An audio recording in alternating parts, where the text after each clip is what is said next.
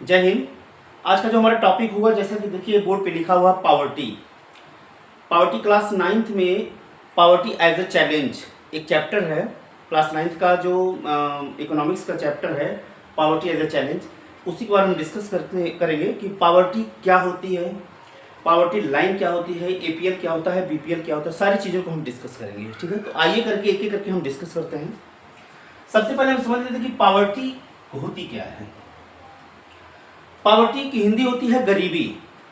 Poverty की हिंदी होती है गरीबी।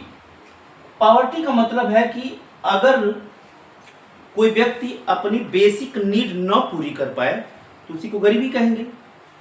अगर कोई व्यक्ति अपनी बेसिक नीड न पूरी कर पाए तो उसी को हम गरीबी कहते हैं, यानी कि पावर्टी कहते हैं। अब भारत सरकार ने एनएसएसओ के माध्यम से, भारत सरकार ने एनएसएसओ का फुल फॉर्म है नेशनल सैंपल सर्वे ऑर्गेनाइजेशन, यह है एनएसएसओ का फुल फॉर्म। भारत सरकार हर 5 साल पे, 5 ईयर के बाद हर 5 साल पे इसी एनएसएसओ के माध्यम से एक सर्वे करवाती है और उस सर्वे के माध्यम से गरीबी का मूल्यांकन किया जाता है कि कौन सा व्यक्ति इंडिया में गरीब है और कौन सा व्यक्ति गरीब नहीं है। तो पावर्टी का मतलब हमने देखा कि किसी भी व्यक्ति की अगर बेसिक नीड नहीं पूरी हो पा रही है तो उसी को हम कहते हैं गरीबी। अब बेसिक नीड में क्या क्या चीज शामिल होती है? रोटी, कपड़ा, मकान। ये सीधे से सिंपल से बात है कि अगर व्यक्ति को भोजन नहीं मिल पा रहा है, व्यक्ति को कपड़े नहीं मिल पा रहे हैं, व्यक्ति को शेल्टर नहीं मिल पा रहा है, यानी आवास नहीं मिल पा रहा है, रहने के लिए घर नहीं मिल पा रहा है, तो उसी को हम कहेंगे पावर्टी। अब पावर्टी कैसे डिसाइड होती है इंडिया में?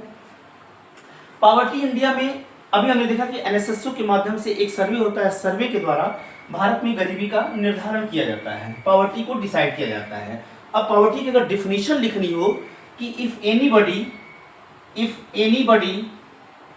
एनीबडी का मतलब होता है मेल फीमेल, जो भी मैन है। If anybody do not complete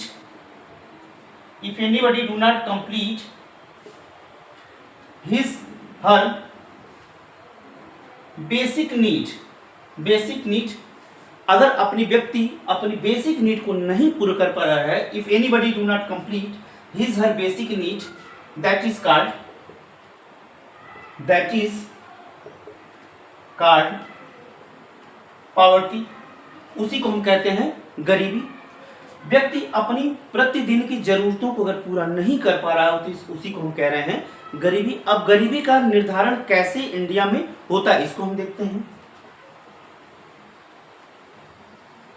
जो पावर्टी का जो डिसाइड किया जाता है इंडिया में 2 आधार पे किया जाता है। पहला आधार है इनकम के आधार पे। पहला इनकम के आधार पे किया जाता है कि कोई व्यक्ति अमीर है या गरीब है नहीं। दूसरा कंजप्शन के आधार पे,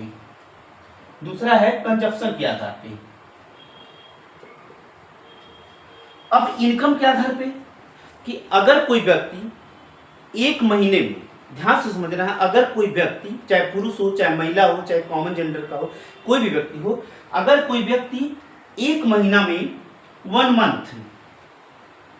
मंथ में अगर गांव में 816 रुपए नहीं प्राप्त कर रहा है तो उसको माना जाएगा कि वो क्या है? पुअर है।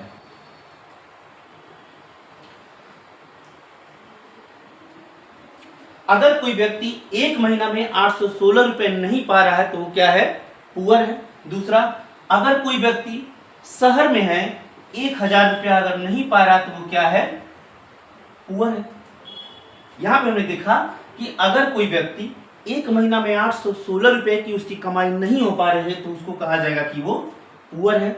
और अगर शहर में 1000 रुपए अगर एक महीना में वो नहीं कमा पा रहा है तो उसको कहा जाएगा कि पुअर है। अब सोचने वाली बात है, यहाँ पे तो 816 है, यहाँ पे 1000। 816 इसलिए है कि जो रूरल एरिया में, गांव में जो है, रूरल एरिया में महंगाई कम होती है, इसलिए यहाँ पे 816 रुपया दिया गया है। और अर्बन एरिया में महंगाई ज्यादा होती है, इसलिए यहाँ पे 1000 रुपया दिया गया। अब हमने एक देख लिया कि इनकम के आधार पे पावर्टी कैसे डिसाइड होती है, यानी कि अगर कोई व्यक्ति गांव में रहने वाला है, 816 रुपए नहीं पा रहा है तो वो क्या है? गरीब है। और अगर शहर में रहने वाला व्यक्ति 1,000 रुपये नहीं पा रहा तो वो क्या है, गरीब है। हमने इनकम के आधार पे तो देख लिया। अब कंजप्शन के आधार पे देखते हैं कि अगर कोई गांव में रहने वाला आदमी, अगर कोई गांव में रहने वाला आदमी या अर्बन गांव में रहने वाला आदमी प्रतिदिन 2400 कैलोरी ऊर्जा खाना खाता है, आदमी कार्बोहाइड्रेट लेता है, फैट लेता है, प्रोटीन लेता है। अगर कोई व्यक्ति गांव में रहने वाला है और प्रतिदिन 2400 कैलोरी 2400 कैलोरी की ऊर्जा नहीं प्राप्त कर रहा है तो उसको माना जाएगा कि वो क्या है, पुअर है।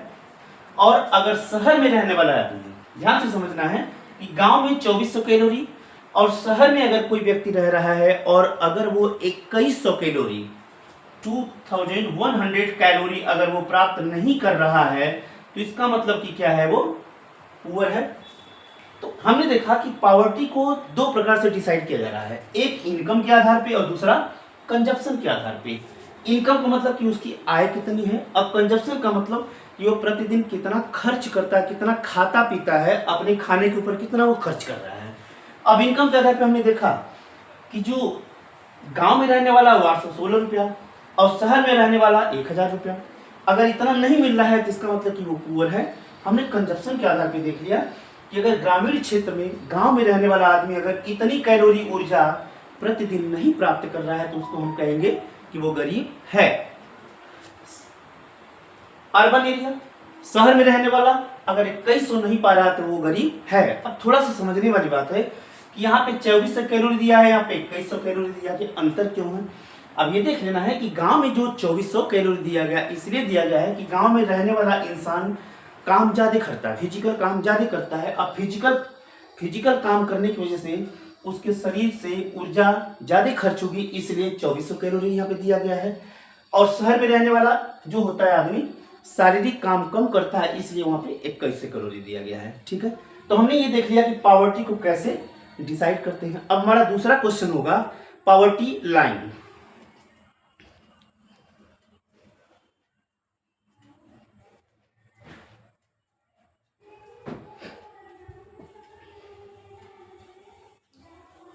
दूसरा जो हमारा टॉपिक है इस वीडियो का, poverty line.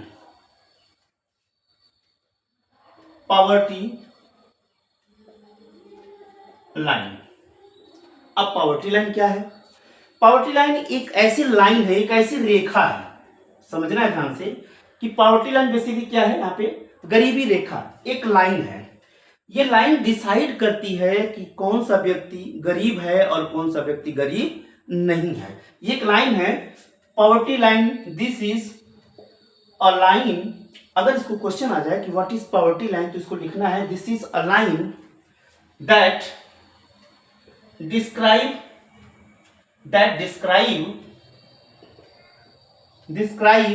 as which person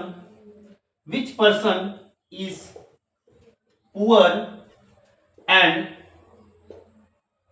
which person is not poor।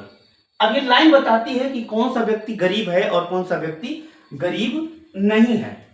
एक लाइन है जो क्या करती है, डिस्क्राइब करती है, वर्णन करती है कि कौन सा व्यक्ति गरीब है और कौन सा व्यक्ति गरीब नहीं है। हमने ये देख लिया कि ये पॉवर्टी लाइन है, पॉवर्टी लाइन।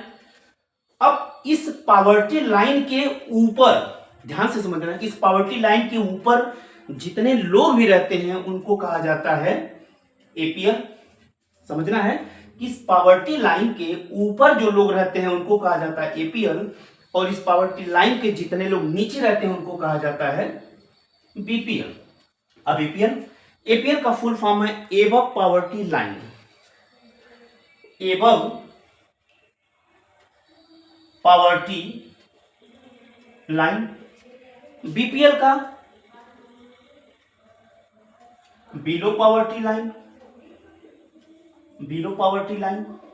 अब एपीएल अगर कोई है इसका मतलब ये नहीं कि वो अमीर हो गया, बस एपीएल का मतलब ये है कि वो गरीब नहीं है, और गरीब नहीं है और गरीब है, इसका हमने पहले ही देख लिया कि पॉवर्टी किसको कहते हैं, कि जो ग्रामीण क्षेत्र में या शहर क्षेत्र में कितना कमा रहा है या कितना कंजप्शन कर रहा है, वो हमने ऑलरेडी पहले देख चुके हैं हम लोग। अब हमारा है कि पॉवर्टी लाइन यानी कि एक ऐसी रेखा है जो गरीबी को डिसाइड करती है कि कौन सा व्यक्ति गरीब है, कौन सा व्यक्ति गरीब नहीं है। यहाँ हमें अमीरी की बात नहीं करनी है। हमने देखा कि इस गरीबी रेखा के ऊपर जितने लोग हैं उनको एपीएल कहा गया और इस लाइन के जितने लोग नीचे हैं उनको बीपीएल कहा गया। अब एपीएल को अगर लिखना होगा आंसर तो उसको हम कैसे लिखेंगे उसको देख लेते हैं।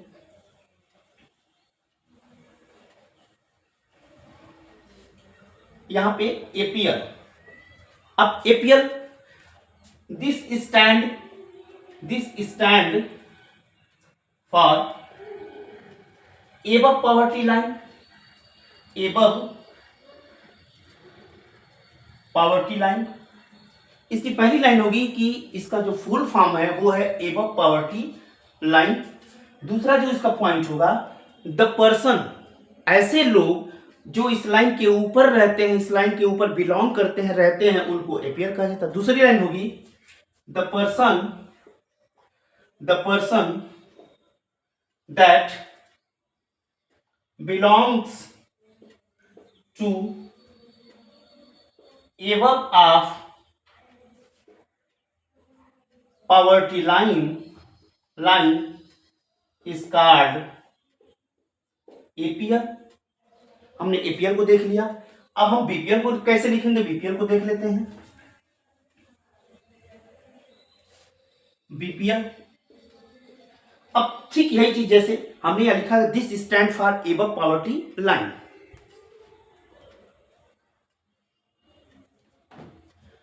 बीपीएल को हमने कहा this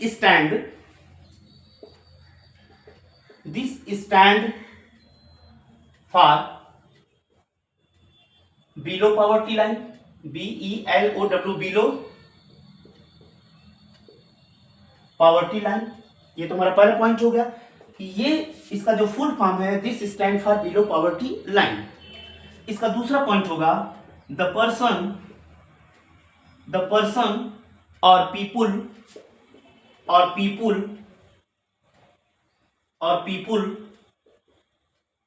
that belongs to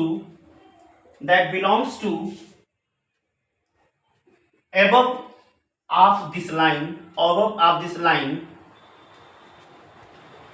are called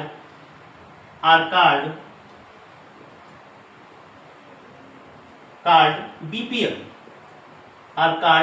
BPL। तो हमने देखा कि एपीएल क्या होता है, दूसरा हमने समझा बीपीएल क्या होता है, तीसरा हमने समझा पॉवर्टी लाइन क्या होती है, चौथा हमने समझा कि पॉवर्टी क्या होती है, पांचवा हमने समझा कि एनएसएसओ के माध्यम से गरीबी का निर्धारण किया जाता है, गरीबी का सर्वे किया जाता है और वो सर्वे कौन करवाता है, भारत सरकार। तो आशा करता हूँ कि वीडियो आपको समझ में जरूर आया होगा। वीडियो कैसा लगा जरूर लाइक और कमेंट करिएगा और बताइएगा। बाकी मिलते हैं नेक्स्ट सेशन में।